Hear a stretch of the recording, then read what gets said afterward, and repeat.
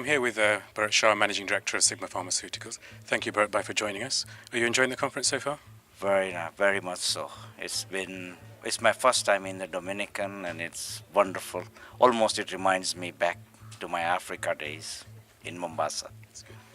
So you spoke about the funding model for generics, and it's a bit of a mathematical minefield. Does it have to be so complicated?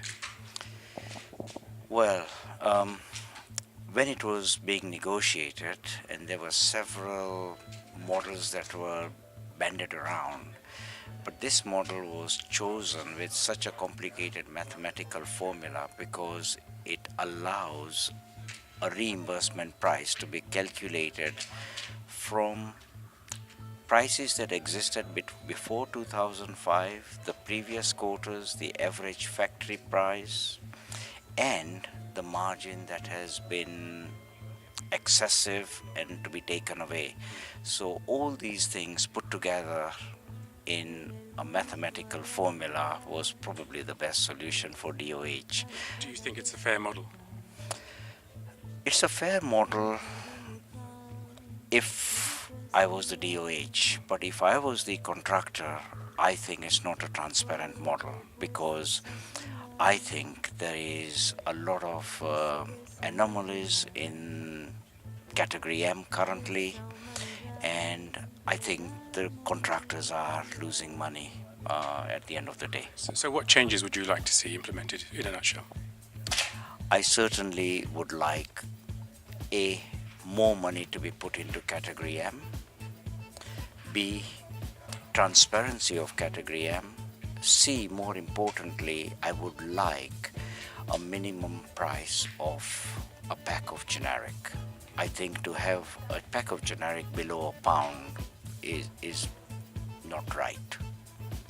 In your presentation, you said that pharmacy had saved the Department of Health £2.2 billion in category M since 2005, but this money has not necessarily been invested into pharmacy. What's your view on this? Well, when category M was negotiated, it was made very clear that the money taken out of generics by category M would be put back into services, which was the new model for pharmacy. It seems as if this has not happened, or if it has happened, it's not happened in the quantum that it should have.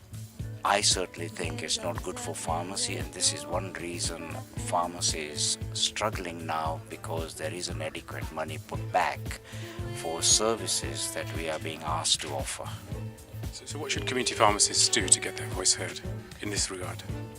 They certainly should lobby, and I think there are organizations like Pharmacy Voice, IPF, NPA. For independence, IPF is probably the best route, and Avicenna, a lot of Avicenna members are IPF members.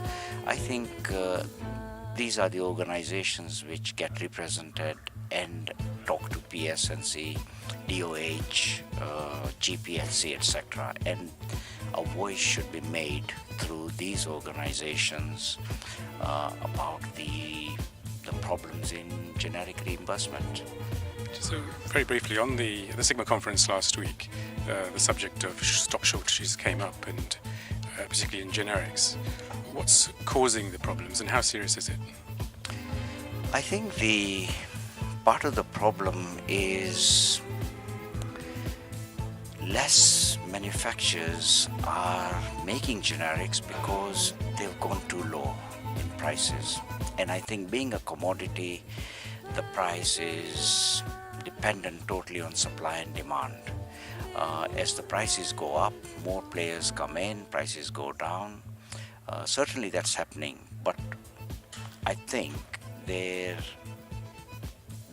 another factor that has really contributed this year particularly is the Falsified Medicines Act, where the generic manufacturers are up in arms over what is required to be complied with in July.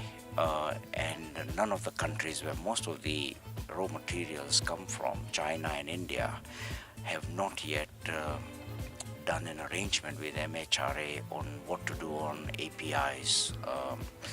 And this, I think, is causing a lot of shortages and uncertainty in generics. Although I must say, Shailesh, since the conference, I have heard that the MHRA is going to be pretty flexible about importation of APIs temporarily, but it's not going to go away. This is European legislation, it will come in.